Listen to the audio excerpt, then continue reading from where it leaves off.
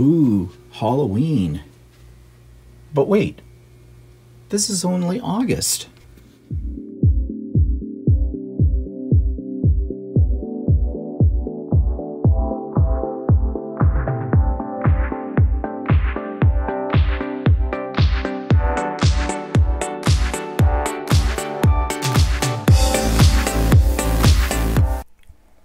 Good morning, everybody. It's Stephen here for Bland Designs, and this is my weekly Monday vlogs, and it is vlog number 82 for August the 27th, 2018. 82 vlogs. Gee, we're getting up there.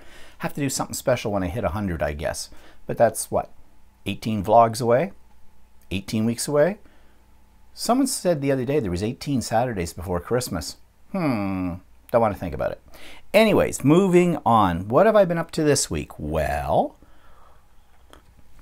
let us see. I showed this briefly on Stephen and Walter Live yesterday, and this is my Halloween banner, hanger, whatever you want to call it. It could serve as a table runner, bed skirt, whatever. This one I didn't really have a plan for. All I wanted to do was try out the embroidery stitches. And I had some of these Halloween-like embroidery stitches, and I decided to embroider them in squares along this banner, and the squares grew from there. What I was really trying to do was trying to, one, learn more about my embroidery machine, but also I was thinking, okay, if you were to do a quilt, and you could add some embroidery to some of your blocks and build them in. How would that work? What would that look like? So basically that's what I was trying. I even embroidered the words trick or treat on the end, both ends. There's the other one down there somewhere. It's kind of awkward to show you this. This was all made from basically material I had laying around.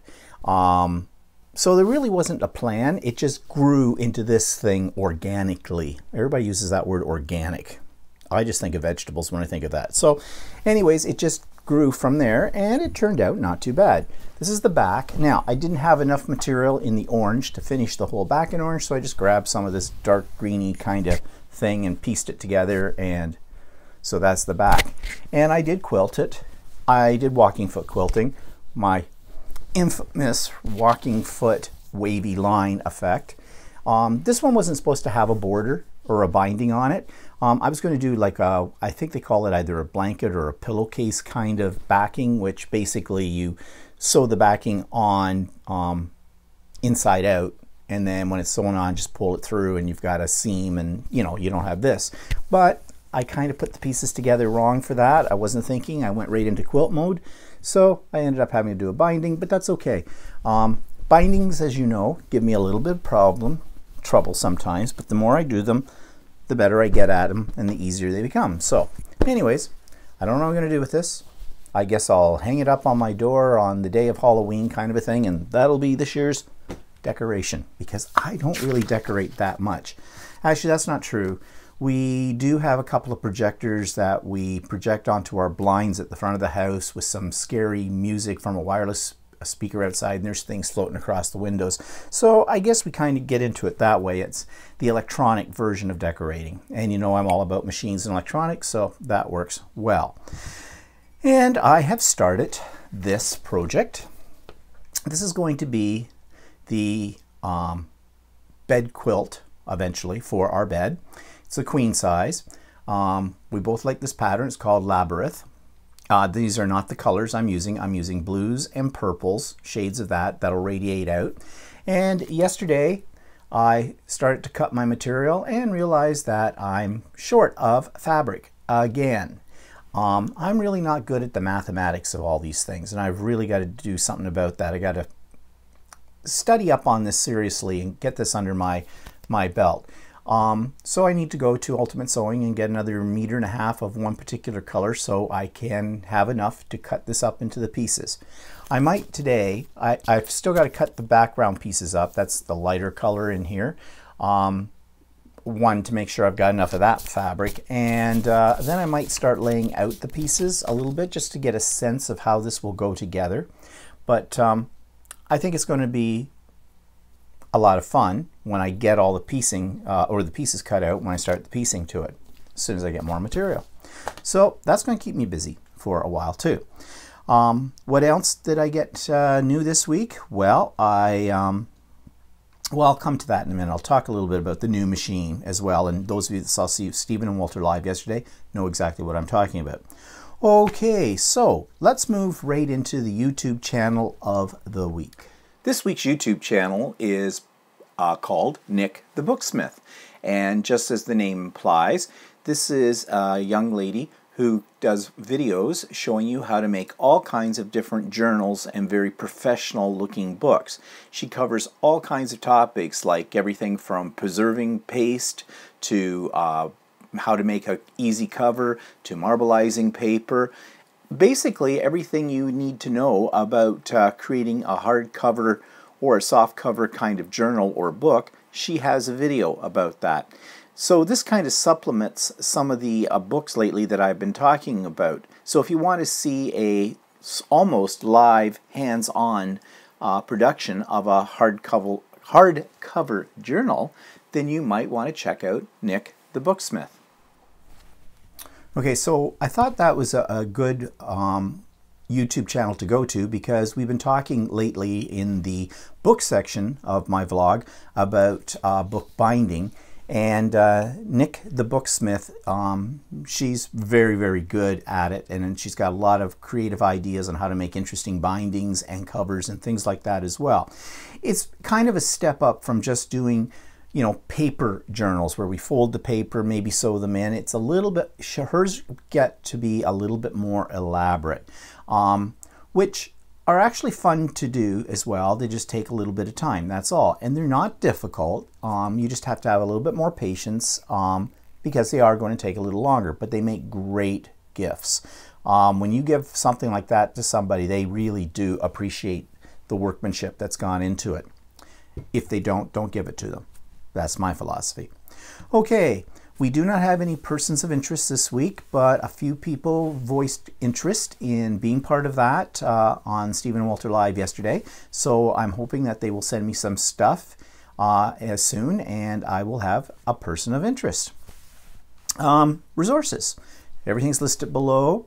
The links to Stephen and Walter Live. I have a crap number 28 video that's up. I made it last week. It's where I essentially was experimenting with doing magazine transfers on Geliplates. It's a fairly lengthy video because I did a lot of experimentation, because this is a technique that's kind of a hit and miss. And I'm actually going to be teaching this in my next art journaling class, so I kind of wanted to, you know, troubleshoot before I teach it. And you'll understand what that means if you watch the video. So anyways, that's crap number 28 called Geliplate Transfers. I have 2 Idiot Quilter episodes. One talking about a new toy I'm going to talk about again here in a few minutes, but I talk about it more extensively and show how it works, my electric seam ripper. And another episode where I talk a little bit more extensively about the Halloween hanger banner that I just showed you, and I point out some of the problems I had with it, as I always do in the Idiot Quilter exercises. And just to let you know, I call them the Idiot Quilter because I do show you my mistakes and the stupid things that I have done. And my effort to do that is, I think people learn more from seeing what mistakes people have made and learn what not to do than they do from really polished videos that show everything going together absolutely perfect, no flaws. Nothing ever works that way. So, you know, even on reality TV, they show you that it took 2 hours to redo a whole house. In reality, it took 4 months, but they don't tell you that either. So that's why I do the Idiot Quilter, to show you that it's a learning progression, and you're going to make mistakes, but you learn from the mistakes. And some people, you know, get a little unnerved by that. They go to start a new craft or something like that, and they're afraid they're going to botch it up. Hey, it's only paper, thread, and fabric, or whatever. It's not the end of the world, and you always learn something from it. I've had epic fails before, but that doesn't stop me. I just keep going with it, and you always learn something. So anyways, that's why I do Idiot Quilter. I've got a link to Nik the Booksmith down below as well. and a link to this week's book, and a link to a project that I'm going to talk about as an inspiration later on. So those are the links for this week in the resource section. So what's pissing me off this week? Well, I can tell you. I've mentioned before about clothing and buying clothing, basically, and how difficult it is to buy men's clothes because of the lack of variety, or that everything is geared towards those, you know, people who have a 26-inch waist and can wear slim fit. Well, I went out shopping the other day because I just wanted some simple white V-neck t-shirts, undershirts. I wear them all the time. I wear them in the summer, I wear them in the winter, for a reason, and maybe this is too much information, but I'm a sweater, okay? And what I mean by that is I generate a lot of heat. I'm always hot. And in the hot weather, or even in the cold weather, I will start to sweat. And the big problem I have is, if I'm not wearing a t-shirt, underneath the shirt I have on, I will have pits. And I don't like pits, especially when I was teaching. There's nothing worse than standing up in front of a class, writing on a whiteboard or whatever, your arms are moving up and all you have is just huge, big, ugly, wet marks under your arms. It's kind of gross, okay? So I wear t-shirts, cotton t-shirts, because they sort of absorb that and keep things from sinking through to my outer shirt. You would think these are something that are easy to get. Well, they are and they aren't. First of all, t-shirts are a fashion statement these days.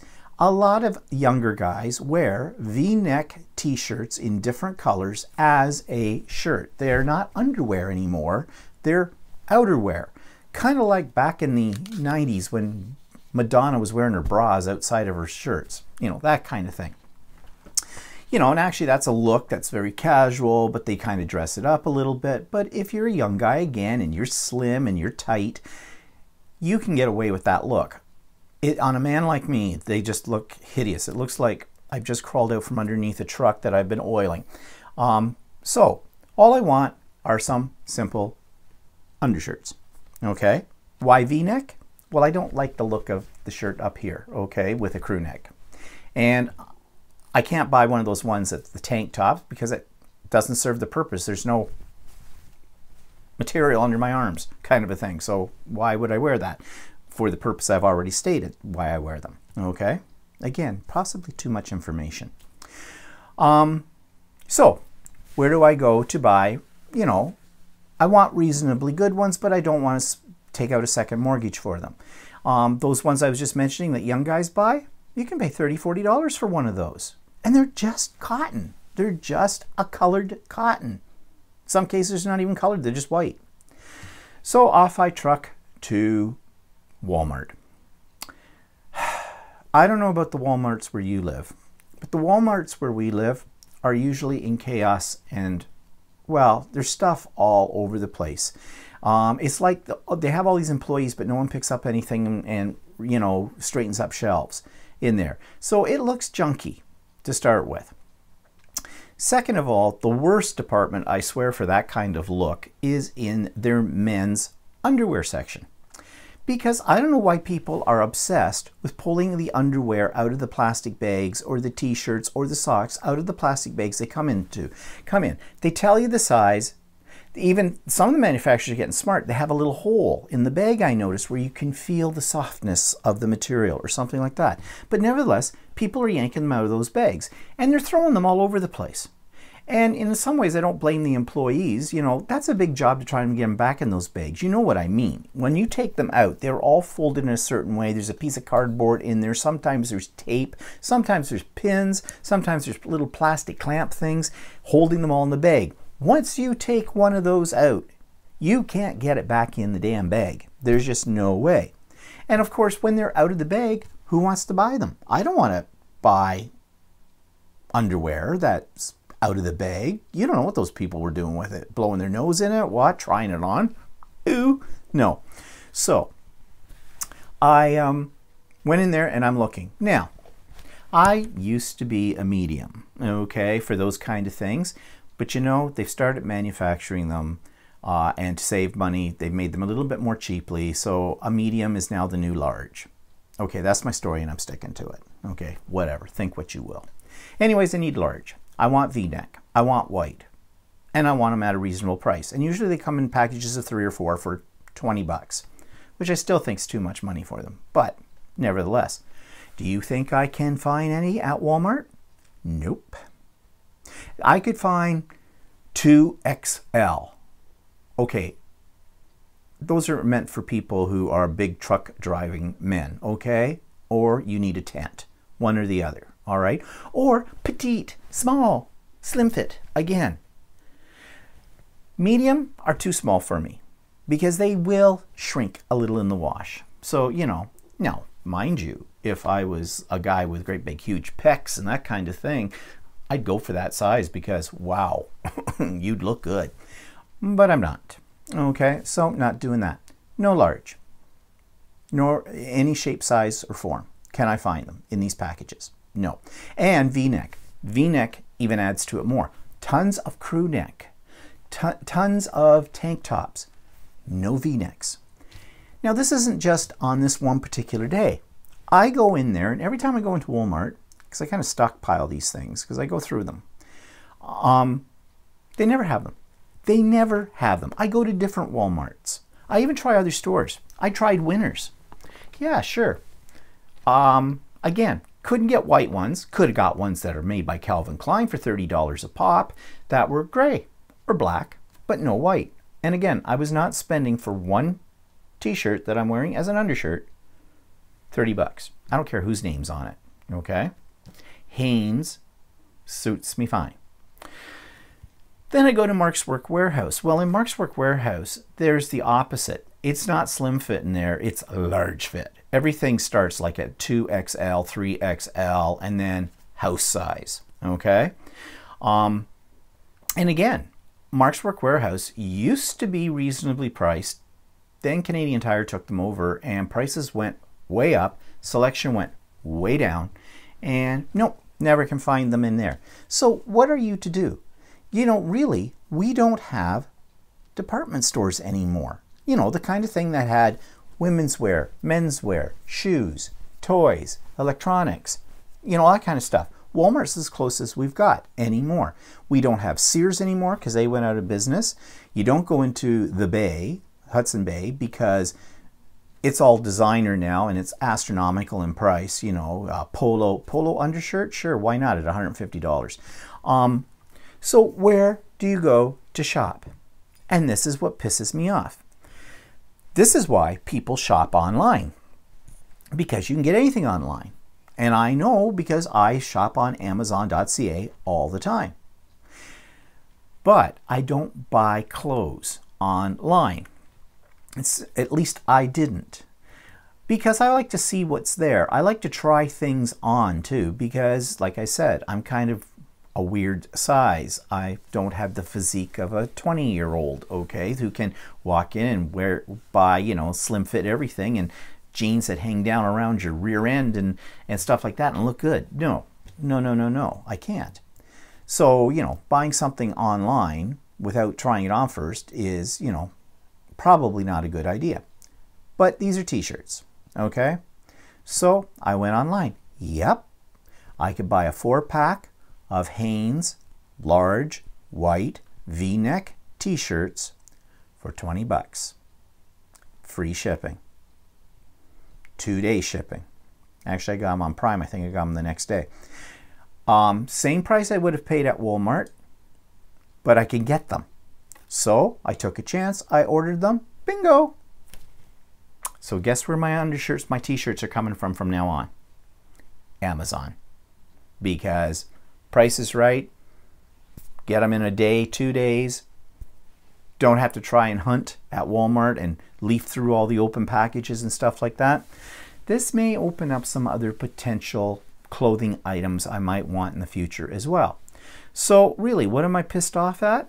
I'm pissed off at the lack of selection, the disorganization of stores, how clothes fit. This is why people shop online, because retail stores are not keeping up and they don't seem to care. So anyways, I got my new t-shirts. I'm a happy camper with that. Maybe next time I'll order underwear.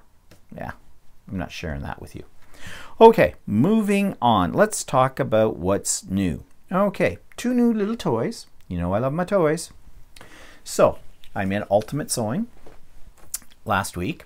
I'm buying some things as I usually do, and I see on a shelf while they're cutting me some fabric this box that says Galaxy Electric Seam Ripper, and I'm going, shut the front door.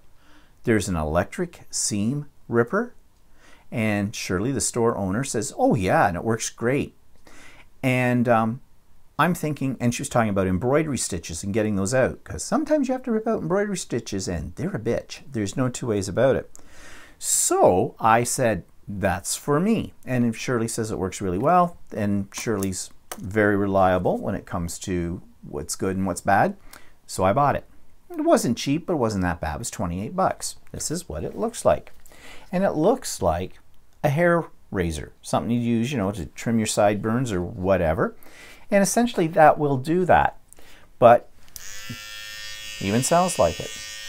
But this little sucker goes through seams like butter. It won't rip your material. It just cuts the threads, and you just, once you get it started, you just go right through, away it goes. Oh my goodness. This is worth the $28. So I got really happy about getting this, and Walter says, I think I've got something like that I bought years ago. He bought it because he got it for his mother to do some, you know, little shavy things that sometimes happen to older women. You know, let's not go there.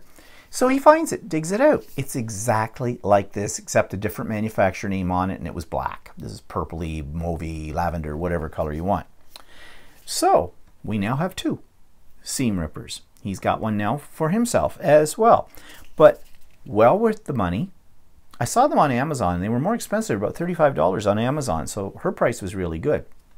But if you are into sewing and you hate ripping out seams, this I highly recommend. If you want to see it in operation, just go to the Idiot Quilter episode number, what was it? Episode number 25. I do a review of this and show you how it actually works. So that was a great little find this week. And my new serger arrived this week. And I haven't done a video about it yet, but I will. Because the beauty of this serger is it threads itself. Well, at least the lower and the upper looper. And it works like a charm.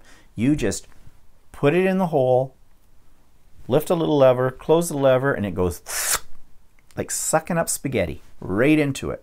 Bingo. And yeah, I'm really happy with that. Now, Walter's got the old serger, and he was practicing on it the other day because he's going to be taking a serging class, a couple of them. So I showed him how to thread the old machine because it's not automatic, and now he understands why I spent the money to get this new machine that threads itself. Because threading a serger is beyond a pain in the butt. You just want to pick the whole damn thing up and throw it out a window. Okay? And once you've got a serger threaded, one of those style, it's funny how you can make one color of thread work for all your projects. Because basically you'll put up with the thread not quite matching your project if you don't have to rethread the serger. That's how bad it can be. And any of you that have a serger know what I'm talking about. So I'll probably do a quickie little Idiot Quilter video about the new serger and show how that works later this week. Okay, so that's the new things. So book of the week. Well, this one for mixed media people. If you're having a block as to what to do for backgrounds and things like that, this book will inspire you. But this book also focuses on using acrylic paints, which you can do backgrounds out of anything. But most people who do mixed media do have a supply of acrylic paints, and acrylic paint is relatively cheap. It goes in a price range. But this will show you how to use it in a bunch of really interesting ways. And actually, I had forgotten about this book, as I do a lot of times, forget about my books. And this is going to give me some inspiration for teaching some new background techniques in my art journaling classes. I usually like to start each art journaling class with a new background technique in the first 10-15 minutes of the class before we move on to the main event, so to speak. And I'm running out of background techniques because I've done quite a few. So this, I think, will give me some new ones to work with. Now, what's the price on this book? Well, when I bought it, it was $31.50 Canadian. US it listed at $29.99. So I went on Amazon.ca, and Amazon.ca, it hasn't really come down in price. And I've had this for a while, but I did see it for less than the $31. It was about $25.99. So, you know, it's not really a bargain. It hasn't really devalued any since I first purchased it that much. You could get it used as well, but used was the price I was really quoting, $25.99 it seemed to be. So I don't know, you might be able to find it in other places a little cheaper. But great book, great inspiration, and it just gives you some ideas as to how you can use your acrylic paints in you know, some new ways that you may not have thought of before. It's just not for just painting anymore. So that's Acrylic Solutions, and it's by, who is it by? Chris Cozen and Julie Prichard. Okay, and the link to this is in the show notes below. Okay, so that brings us to inspiration tip of the week. I haven't done one of these yet, but I follow Julie Balzer. You've heard me talk about her before, and I'm sure you know of her. She's also an ambassador for Brothers ScanNCuts, and she's always got videos up showing different things you can do with your Brothers ScanNCut. And most of the things you can do with your Brothers ScanNCut, you can do with your Cricut as well, or in some cases you can adapt the techniques that she is using just with scissors and paper cutters and things like that, like non-electronic cutting systems. So what she was creating this week, and this is one of these items that you don't necessarily need to have a Cricut or a Silhouette or a Brothers ScanNCut, is she cut out of a piece of cardstock, heavy cardstock, the shape of a bird, of a dove. So basically she cut what looked like kind of like a stencil in a sense, although, you know, it was just one shape. Then she got one of those frames, picture frames, that is a shadow box effect, you know, the deeper frame around it. And on the backing part of that shadow box, she did a mixed media collage of all kinds of different things. When she got that done, she mounted in front of it the cutout of this bird and put it all in the frame, and it looked great. It looked great. So it's something I want to give a try. It's on my list of things to try, and you know I have a long list of things to try. But if you're interested in seeing this technique and how it's done, I've put a link to that YouTube video that she did about it, and it was called the Brothers ScanNCut Project Bird Shadow Box. And as I said, you don't have to have a Brothers ScanNCut or a Cricut or anything like that. You could do this drawing freehand and cutting it out. You could do it using some of your dies probably. There's many ways to do this. It's a pretty simple technique, but I thought it looked really cool, very arty, and also another great way to use up, you know, bits and pieces from your stash because you're creating a collage. So, and I'm all for anything that uses up my stash, as you know. So anyways, you might want to check that out. Okay. So that brings us to what's in my drawers, and let's talk glitter paste. So what's in my drawers this week? A whole bunch of glitter stuff. Now, you know that there are sprays that have glitter in them, and they've been popular for many, many years, but also over the years, various companies have come out with paste-like substances or glaze-like substances that are supposed to give you some glitter. So I have some right here that I have bought over the years. And I want to talk a little bit about why I bought them and why I've thrown half of them out as well. So the three kinds I have here is one called CM iridescent, and it comes in various colors. It's creative medium, and it's by a company called Imagine Crafts. Actually, Imagine Crafts makes this blue craft mat, which I think is a really good mat for a non-stick, heat-resistant mat. But this stuff, when it first came out, it was excellent. Loved it. And I'm going to show you a sample of what it looked like when you use it. And it's iridescent. Set them up there so they don't roll all around. So here on this tag, these white stars. Now, you see there's a little bit of a glow to them. And it's supposed to have in that, one of these is green and one of these is iridescent chartreuse. And they do show up. It's hard to show it on the camera, but it's very subtle. But there is a little bit of this glow in it. But it looks really good if you have a colored background as opposed to just a plain white background like I'm using here. Also, I believe they are a bit of put up a bit of a resistance if you add something like a distress ink to these as well, or any water-based product. So you can get some neat effects with these. And I had quite a few colors at one point in time. However, the reason I don't anymore have that many colors is because this is what happens to them. Let me grab a palette knife, a small palette knife. Yeah, they dry up hard as rock. They're supposed to be very creamy and paste-like, but they dry up. Now, this jar has been sitting on my shelf for a while and has been tightly sealed, but nevertheless, they will dry up after a while. So, if this is something you're not going to use up quickly, and you would have to use a lot of it really quickly to use it up, it's going to basically dry up on you. Now, it says, use with Imagine Crafts palette knives, doodle sticks, and wide range of inks including Brilliance, Memento, Luxe, and StazOn. Replace cap immediately after use to preserve freshness. The reason they're talking about those particular inks is because those inks are not water-based, so they will not be repelled by this paste. Whereas, as I mentioned already, if you use something like distress inks on it, which are water-based, that will act as a resist. So, they say replace cap immediately after use to preserve freshness. Store at room temperature, not dishwasher safe. Clean all tubes promptly with warm water. Keep out of reach of children. It doesn't say anything about its longevity, though, and most of these products don't. And I have found that I have thrown a lot of these out. Now, this was not cheap. At the time, I paid $9.39 for a jar of this, and I had quite a few of the colors.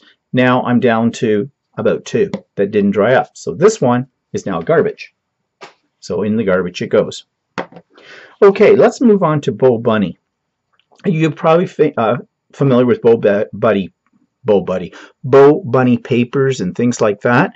Well, they came out with a paste a few years ago, a glitter paste, and it was really nice. And you can see all the glitter and the shimmer in it. And I'll just show you what it looks like, a couple of the colors. So you see you can get some real dimension here. It dries very quickly, and you can apply a heat gun to it to dry it as well. I put this on this about 10 minutes ago, and it's now bone dry right now. So it is a really good product. I really loved it, and when I love something, I buy a lot of them. So I pretty much bought all the colors that they had. However, the same thing happened with this that happened with the CM Iridescent product, and I think this one might be an example of it. Well, this one's still not too bad, but it goes almost like a jelly more than a paste. And eventually, it will harden in the jar with the lid on tightly, and it's not usable again. Now, I've tried to rehydrate them with water before, but that doesn't seem to really have any effect. So basically, when it dries up or it becomes this really stiff gelatinous mess, it's useless. And the price on these was $6.69. It says, though, glimmer surfaces can be created with this special paste containing iridescent laser glitter. So when it works, it was really good. But again, shelf life, not very long. So that brings me to these little suckers. These were all the rage. Just about a year ago or so.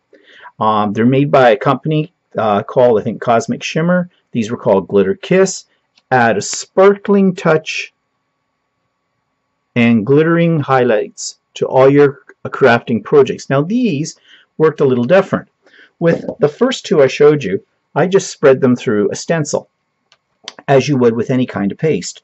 With these, you can spread them through a stencil, and they dry very, very fast. So I did that here. But the beauty of these is they come with an applicator in the top. It's a little sponge applicator. And you have this paste. Now these have not really dried up on me too much yet, but I can see that they're getting thicker as time goes by. Again, once they've hit the air, you got to use them up, or you're not going to get your money's worth. And how much were these? $13.59 a jar, so not cheap at all. But what's nice about this little applicator brush is you can do this. You can make your own glitter paper. So here's a tag. I just took some of the gold and I just used that and spread it around, and it dries very quickly. And now I have a glittery cardstock that does not come off on your hands. Now my hands right now are covered in glitter because not from this, from putting this little sample piece together. It won't crack. It's very flexible, and you can cut, cut out die shapes in these or whatever. So that was a bonus with this kind of material. But again, two downfalls: expensive, and it will eventually dry up in these containers. So there you go. Plus these little sponges, once you got the stuff on them, they still stay fairly soft. You could kind of run them under a tap, but I found that didn't really do a heck of a lot for cleaning them up.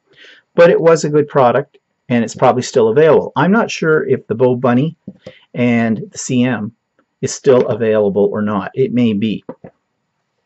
The last product I'm going to mention is something that I fell in love with a long time ago when I worked at the scrapbook store. It was called Glimmer Glaze, and it's by a company called Tattered Angels. They make a lot of really glittery, sparkly types of products. And basically, these are some kind of a fluid with mica in them. And I'll show you what the mica looks like, because it has a tendency to settle out in the bottom of the bottle. And that's one of the problems with this product. You need to stir it around. Now, you see I'm doing it this way, because if you shake it, which you'll eventually have to do anyways, you're going to get air bubbles in it when it comes out, because this is really a liquid glaze. So you see, you have to do a lot of shaking, because you got to get that mica, depending on how long it's been sitting, to get back into the solution. But what you get, and I've done a couple little swatches here. This was a green and this was sort of a rosy pink, and they do take a while to dry. These are still a little tacky, and they've been sitting on here for about 10 minutes or so. And you can see I did get some air bubbles in this too. But see the shine? And these look really cool on a die cut or something like that, where you just brush it on, sort of like a Winkostella, except this is a little thicker. It is a glaze.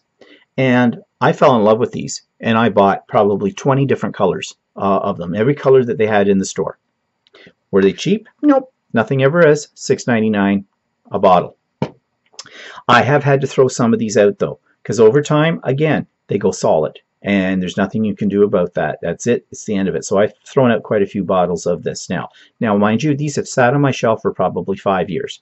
I haven't used them in probably 5 years.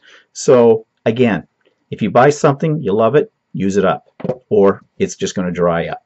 So this is what's in my drawers right now, and it's time to go through some more of these and find the ones that are useless because they're taking up space and get rid of them. Oh, and by the way, don't let this stuff sit for long on your palette knife or on your hands or on your stencils, because when it dries hard, you can't get it off. And yeah, I better get that one cleaned up real quick.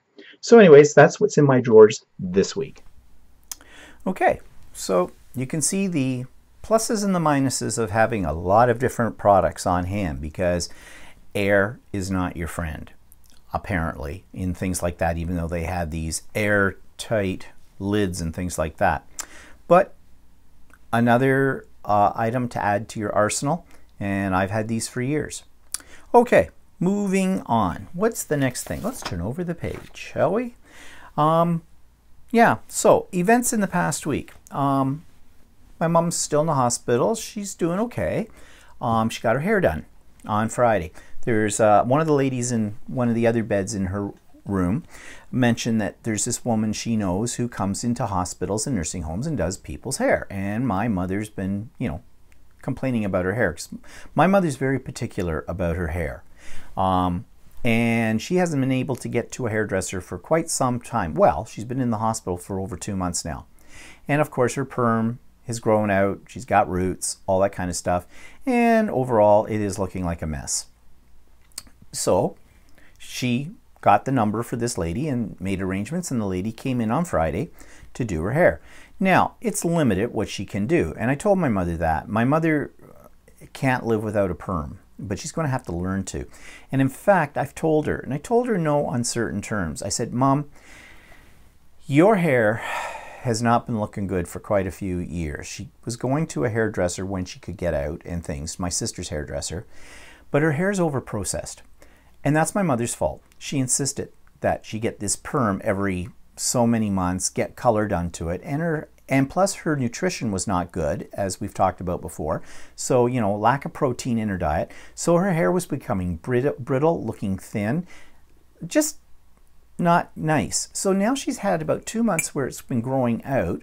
She's been eating better, getting more nutrition in her diet, and her hair is actually, as far as its health is concerned, looking not too bad. It's improved. So this lady came in, she cut it. My mother said she wanted to cut a little bit shorter, be easier to manage. Now, my mother doesn't have long hair to start with. She's always worn her hair short. Apparently, my sister said my mother mentioned, she didn't mention it to me, but she'd like a perm. Well, my sister said, one, this woman can't do a perm in the hospital. And two, my sister says, you know, Mom, you might want to get over the perm thing. You know, I don't know how many people get perms anymore. You know, that's an old thing. Now, mind you, my mother's always had a perm, so, you know, it might be a little difficult for her to change her ways. But right now in the hospital, she can't get a perm. So we saw it on the weekend when we were over there, and it looked good. The lady did a good job. Now, it's not really like a 7-day set or anything like that, but then again, my mother can't manage that while she's in the hospital. But it looks good. I think she'll be able to like brush it, manage it herself. And I said to Mom, look, if you want this lady to come in on a more regular basis, we can arrange for that. It's no problem. It makes my mother feel good when she gets her hair done, you know? So anything that will, you know, help make her life a little bit more interesting and a little nicer while she's waiting for a spot in a nursing home, then we'll do it. Once she gets in a nursing home, they have regular hairdressing set up in these places too. My mother will be able to go, you know, on a more frequent basis, and then if she wants a perm again and she wants color, she can get all that done. But for now, this will work in the hospital. So that kind of made her happy, and that's good. And I got her more books because she's reading like she used to read. And that makes me feel good, as I said on Stephen Walter Live yesterday. You know, my love of books, of reading, came from my mother because she was always reading. And, you know, I found it was sad for me to see my mother stop doing that. Now she's back into it. So I'm keeping her well supplied. I know the kind of things she likes to read. I buy them at Value Village. I get, you know, thrift store ones because basically they're books. What's she going to do with them after she finishes reading them? You know, in fact, they'll probably go back to Value Village as well. But anyways, I'm really happy that she's reading, and, you know, that helps pass the time while she's there waiting for a room. And she could be in there more months. She's been there over, I think we're moving into our 9th week now. And it may not be anytime soon. I don't know. There's no way to tell. No way to tell. It's a waiting game. So anyways, that's my mom. Ultimate Sewing had their open house. And this is funny. I told Walter wanted to take a few classes. I'm just adjusting myself on this stool I'm sitting on because it's cutting off the circulation in my legs for some reason. Anyways, there's 3 serger classes that Walter wants to take, and he also saw a stained glass effect applique class, and he wants to take that too. I said to him, great. There was several classes I want to take, but the way they do it, it's really, you got to get down there and they start to line up before the store opens. You get in there, you fill out this form, you pay for it. I know what the information is on the form, so I make up the forms in advance. Now the thing is, you don't see what classes are being offered until Friday night. She sends it out as an email after the store is closed. I guess it's an effort to keep, you know, make it as fair as you possibly can, because each class, I think she can only handle about 8 people in a class. Now she offers a lot of classes, but they fill up very quickly. If you snooze, you lose. So I said to Walter, store opens at 10. We need to be down there at 9 o'clock. We park the car right by the front door of it. We'll grab some coffees. We'll sit on the hood of the car, and heaven help anybody who comes along and tries to butt in ahead of us. They will die. It's simple as that. He laughed at this. He didn't believe me. Now I knew from last spring I did the same thing, and I got what I wanted. So down we went. We did exactly what I said we were going to do, and at about 20 after 9, a lady showed up. We had a nice discussion, but I did make sure she understood that we were first in line. And I'm not doing anything that is chivalrous here. It's not ladies first. It's every man, person, woman, child, bug for themselves. Simple as that. Then more ladies arrived, and the line got longer and longer, but we were the first to get in there. However, in the meantime, one of the employees came in early, and as she's going in, and it's a bit of a joke because she knows everybody's lining up, and then she goes in and locks the door so we can't get in and all that kind of stuff, and it's a bit of fun and joke.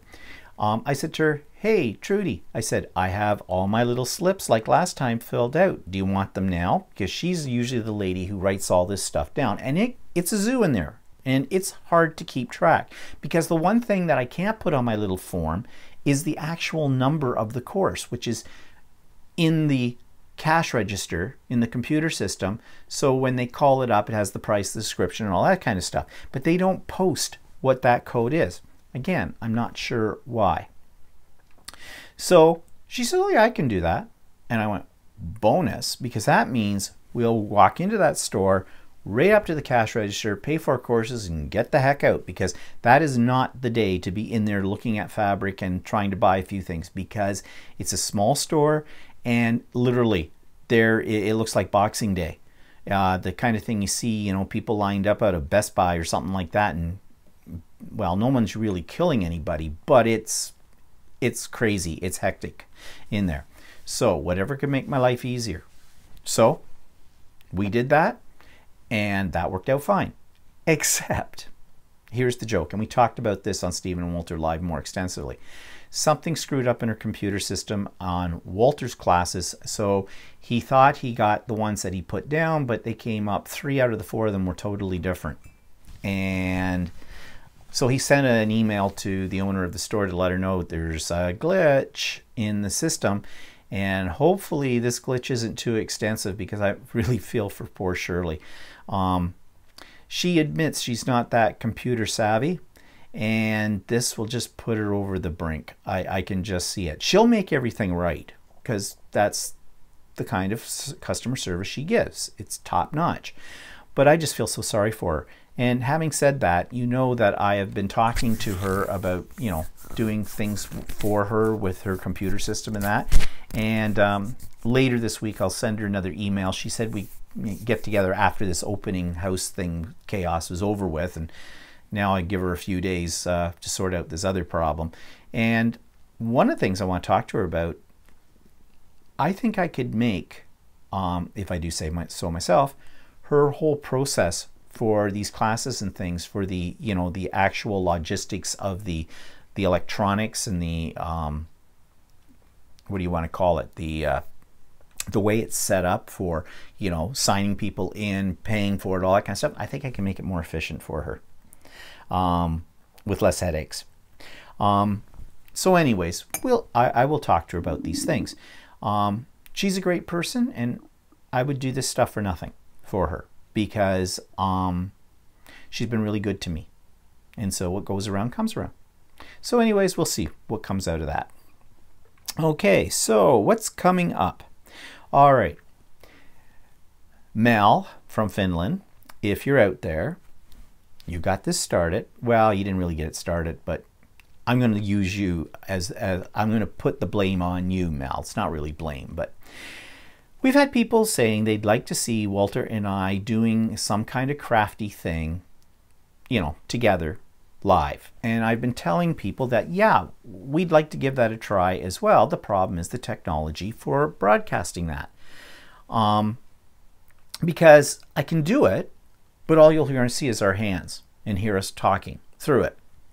It would be nice to have two cameras where one you can see like me and Walter, and you can also cut to what we're doing down below.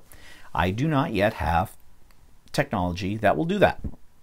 And you've heard me talk about why I don't. So, I got the hiccups, sorry. Let me have a little drink here. Okay, so we'll see how long that lasts. We're going to do it anyways. Now, I'm not sure how this is going to work out. So next week, Stephen and Walter Live is going to be live from my craft room, from this place in here. And we're going to do some kind of craft challenge. We have to pick something that doesn't have a lot of drying time and stuff like that. So I don't know, it might be something in alcohol inks or whatever, maybe some jelly plating stuff. I don't know, I haven't decided yet what we're going to do. And we're going to basically record it or broadcast it in the way that we do Stephen and Walter Live, which is through my iPad. But what I'll have to do is, and I'll give you a little preview to this. I'm recording this right now through my iPad, okay? I'm sitting in front of it. Well, and this is on my craft bench. If I want to show you what's happening on my craft bench, I'm going to have to do this during the live thing. You see what I mean? And then I have to go back up and see. This is not easy. Well, it's not hard to do, but it's a little cumbersome, you know, like it might make you sick. Now I might be able to position this in such a way that I can get both, you know, part of us and what's going on down below. I don't know, I have to experiment with that this week. But that's our plan. So it's going to be a very different Stephen and Walter Live, and it may be a complete disaster. It may be very successful. I don't know, but anyways, I warn you now, if you're a regular viewer of Stephen and Walter Live on Sunday at 4 o'clock Eastern Standard Time, then that's what you should prepare yourself for, okay? No matter what happens, I think it's just going to be fun, possibly funny. Could be very funny, too. Okay, so that's what's coming up. The long weekend is coming up here, Labor Day weekend. That marks usually the end of summer. The kids go back to school after that. Yay, they're going back. As a teacher, that is always a weird time, even after I've been retired for 6 years. It's still, there's a feeling comes over you, like, especially on that first day after Labor Day, that I should be in a school or something like that. I get over it quickly though. Now, so that's what's coming up. Nothing else much more than that. Walter and I need to get away just for a weekend sometime again. We haven't been away for a weekend since my birthday in July. And usually in September, lately in the last few years, we've been going someplace like, you know, to England or whatever. But with Mom in the hospital right now, waiting for the, you know, nursing home, and we don't know that's going to happen, we really can't go too far away. We might get away with a weekend somewhere. So we may have to discuss that and see what happens. Anyways, I hope you have a good week. And yeah, and join us for Stephen and Walter Live next Sunday. It could be a hoot or it could be an epic fail, but whatever. It is what it is. Okay, have a good week. Bye-bye.